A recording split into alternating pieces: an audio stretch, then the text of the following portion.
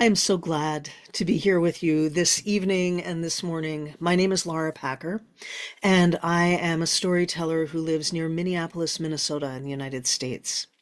The story that I want to share with you is called What Erika Told Me, and this is a true story from my life. When I was a little girl, my dad's best friend was Dave. Now, Dad and Dave had been friends since they were little boys, and whenever we went to visit them, I would run towards Dave and he would hold out his hand. I would lean my belly against his hand and he would scoop me up and lift me high into the sky. I would spread out my arms and legs and it felt like I was flying.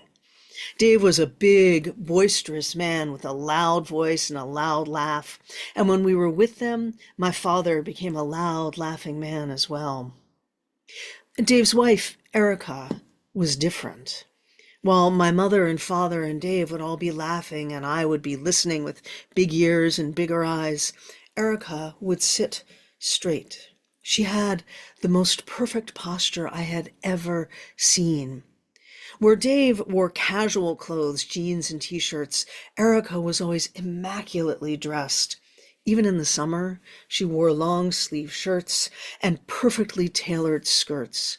Her hair was always a perfect bubble of aquanet, standing out so crisp and strong from her head. She would listen to all the conversation and chime in occasionally.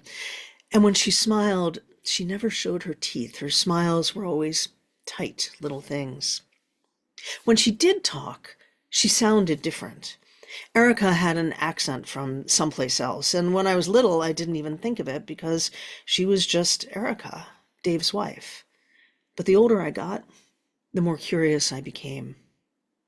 Now, we went over to Dave and Erika's home maybe every month. Sometimes we would go for a Sabbath dinner or to celebrate the Jewish holidays, and sometimes we would just go to go. And Erika would always give us a beautiful meal. I would always go into the kitchen with her to help her prepare it. By the time I was 9 or 10, she would bring me along and say, "There are things for you to learn here, Laura." And I always learned something. Maybe it was how to arrange flowers in a vase or how to make the perfect egg salad sandwich. One time, after we visited, on the way home, I said to my parents, "Mom, Dad, where is Erika from? She doesn't sound like us." And there was a long silence. And then my father said, "She's from Poland." And then I said, "Oh, well, when did she come to the United States?" The silence was even longer this time. "After the war."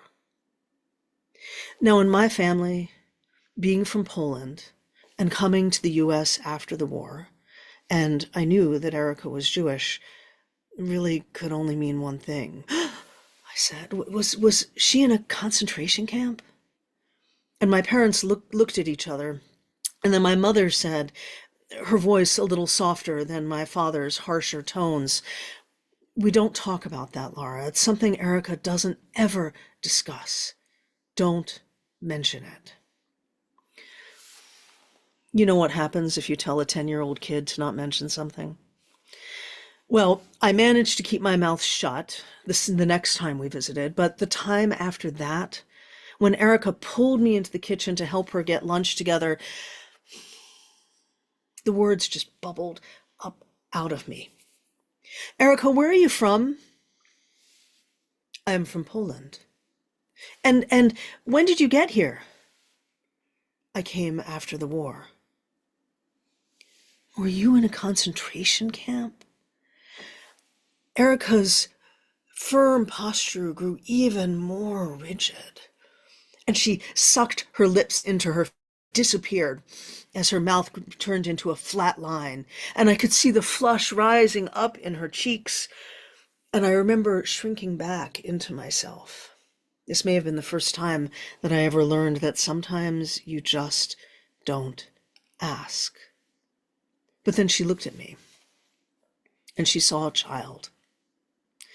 Her mouth relaxed, her shoulders dropped, and she said, "Come with me," and she sat down at the kitchen table. Now, their kitchen was beautiful.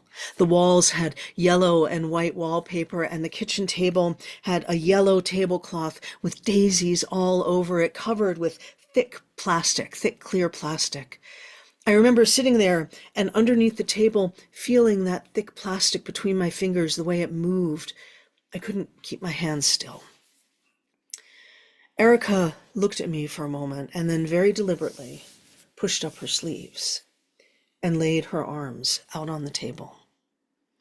And I could see that line of numbers. I took my hand and put it on her arm, and she closed her eyes for a moment. And then she said, "I will not tell you what it was like. No one should know what it was like there. But what I will tell you is how I survived, if, God forbid, you ever should need it." She looked down. It was so quiet in that kitchen. I could hear the clock that was hanging on that yellow wallpaper ticking. It seemed so loud, and the sunlight streaming in, the sound of my father's voice and Dave's voice and my mother laughing in the other room. But in this moment, we were in a bubble that could not have been penetrated. When I got there, she said, I decided that in order to not die, I needed to do 3 things every day. Every day, I would look for something beautiful. Beauty's hard to find in a place like that. Beauty can be hard to find in many places, but every day I looked for a blade of grass, or a flower that they had forgotten to step on, or the shape of light as it curled across someone's face. I looked for beauty. Every day, she said, I looked for someone doing something kind. I looked for someone giving a scrap of bread to someone else, even though I knew they were hungry. I looked for someone leaning against another, their shoulders touching ever so slightly. I looked for someone standing up to take a beating so another, who was more frail, would not have to. And then her hands tightened on mine as we sat there interlaced. And every day, she said, I tried to do something kind. I did not want the kindness to die out of me. I did not want to forget that people can be kind even in the worst of circumstances. And so some days it was my scrap of bread. Some days I sat with a child in the dirt and played a game. Some days I just hummed a tune so the person next to me could remember that there had been music in the world. That is how I survived. And then she sat there for a moment, pulled her hands from mine and patted my hand and said, "Come, child, let us bring lunch to everyone." And I watched as she carefully laid the sandwiches on plates and set vegetables carved into beautiful little shapes, radish, flowers, and carrot trees.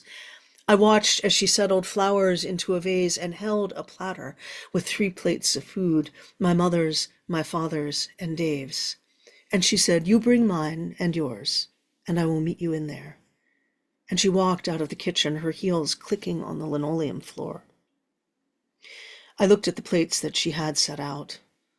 And then I reached over to the bouquet of flowers that sat by the windowsill, and I pulled one out and broke off the stem and set it on her plate.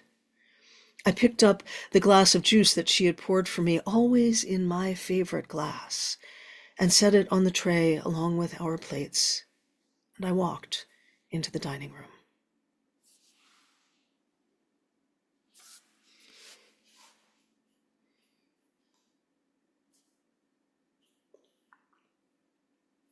Okay. Thank you. Thank you very much. That was lovely. Thank you, Carol. I don't believe you're on the other side of the world. It's I, remarkable, isn't it? I believe you're about 3 feet in front of me on the other side of a table, and we're just talking. Yeah, thank you.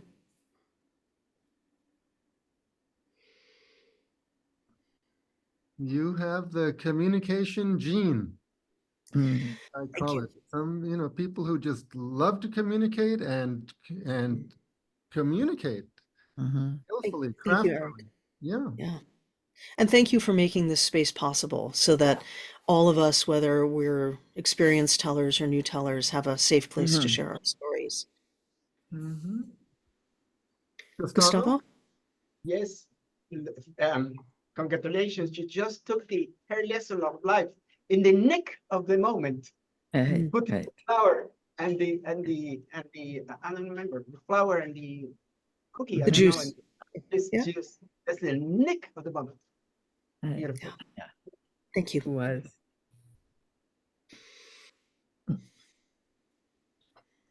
It had that confiding intimacy that Mm. is, I think, sort of what Eric's talking about, that confiding intimacy that it just pulls people in. And thank you for introducing her to us, you know, and never to forget.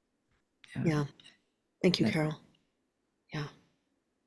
And I hesitated with this story, quite honestly, given what's happening in the world now. God, But, yes. um, you know, remembering that we can be kind to each other, whatever the circumstances and whoever we are, remembering that there is beauty and we can take strength from that. I think that still stands, even given everything.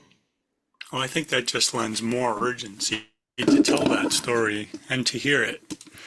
Yeah. And I wanted to tell you, Laura, I just thought that was beautifully crafted. It's a rather short story, and what you pack into that amount of time is so lean and so efficient and so beautifully wrought. Mhm. There's no fat on that story at all. There's no extraneous detail. Any detail that's there is only there to put us right in that room with you, Mhm. and just exquisitely told. Thank you, Bruce. Thank you. That means a lot. Judith, did you want to say something? I see a lot of thoughts passing your face. You got to turn your mic on. Yes.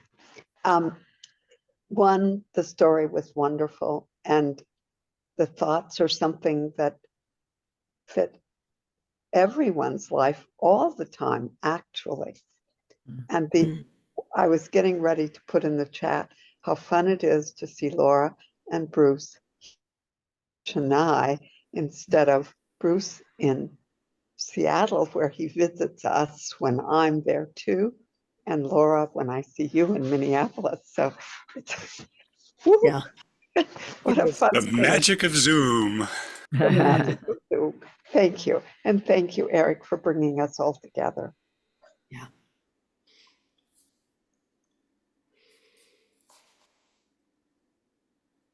Okay.